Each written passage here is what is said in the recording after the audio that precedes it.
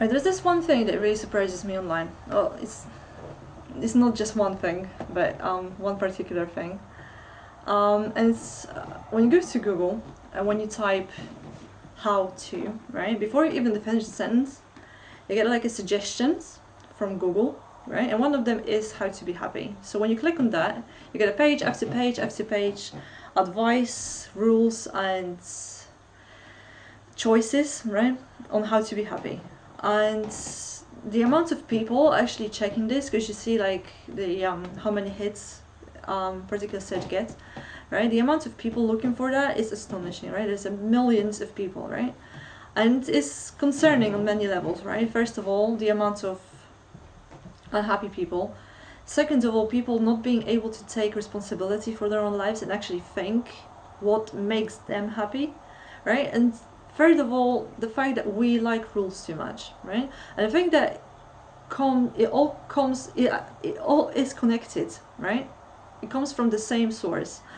And I think that part of that has originates in our childhood, right? From the very young age, we've been told that everything that our sense of worthiness and love is conditional, right? So in order to be accepted, loved, right, we gotta be someone, become someone else that we are, right? We gotta perform better at school. We gotta perform certain duties, right? We gotta become certain person, dress certain way, kiss grandma good nights, whatever the expectations are, right? Our sense of worthiness and love is dependent on the action and the person we are, very often, right? And from the very beginning, we are told that we have to fit, right? We later have to fit at school, we gotta fit in the workplace, we gotta fit in the little societies that we belong to, right? We ourselves are not enough, right? We have to fit. And it is damaging to our sense of our identity, because by the time we realize that we would want to make a choice, we don't really have a choice. We don't realize that the choice was taken away from us before we even notice that, right? Part of that is through emotional manipulation as well. A couple of days ago, I've seen a child with a parent on some kind of a guardian on the street, and the child was told the child didn't do something that the guardian or the parent required from them. So the parent goes to the child and he tells the child, I thought that you love me. Obviously you didn't do what I asked you to do. Therefore that means you don't love me, right? And I just felt so angry, hurt at the same time, because it's such an obvious manipulation. I don't know. I was actually pretty angry for this, to be honest, because you're telling your child that he's worthless, right? You're making your child dependent on everything else, on that system that you created for them, right? And there's different reasons for such a person to cope with that, right? Because later as I said, we later have to fit into different things as well, right? And there's different reasons to cope with that, right? Some people become aloof and kind of like cold outside.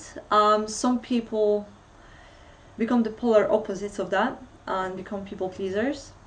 Some people become perfectionists, right? And I wanted to actually speak about perfectionism here, because it has a lot to do with being happy and lost sense of identity. Perfectionism is a huge mental trap and paradox at the same time. It's built upon the belief that you're not good enough, right? So perfectionists don't have that realization of their own inner strength and power. They kind of been told what is the best for them, right? So they became the best version of what they expected to be. Not the best version of themselves, but the best version of the vision of themselves, right? By others. And because of that, because they believe that these learned ways are the best, right? They believe they have the power to fix everything or everyone around them in a way, right?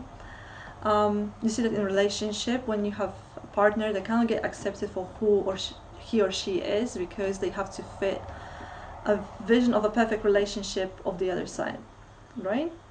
Right. So there's this still recurring motive that you are not good enough, right? You have to be someone else in order to fit, and people around you have to be someone else in order to fit into your standards too.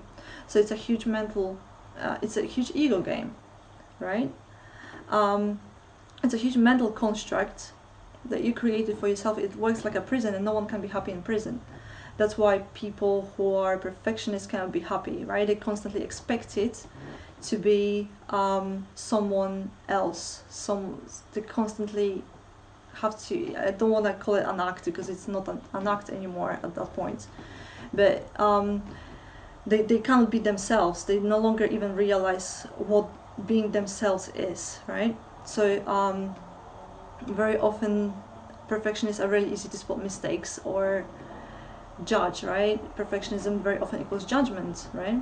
So whilst you might have the best ways to solve the best solutions for life, right? You might go to the gym, have the perfect diet, I don't know, go to the best school, but once you are judging people who are not like you, right, you're not perfect, right? And this is where the whole denial of perfectionism is, right?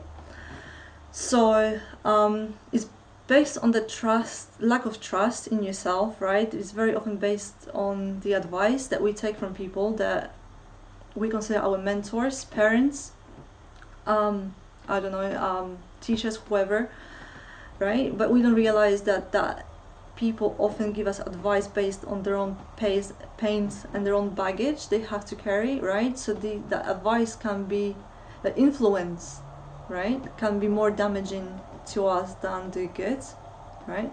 So the whole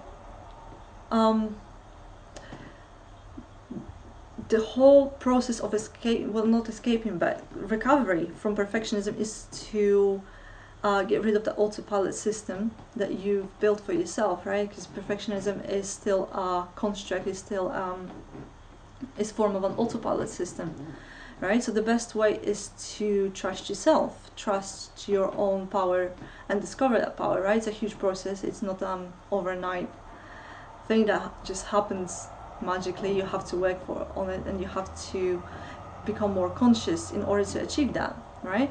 I'm gonna make another video on how to achieve that with more specific steps, but not today. I hope that this one brought some understanding to the issue, and I will see you in the next video.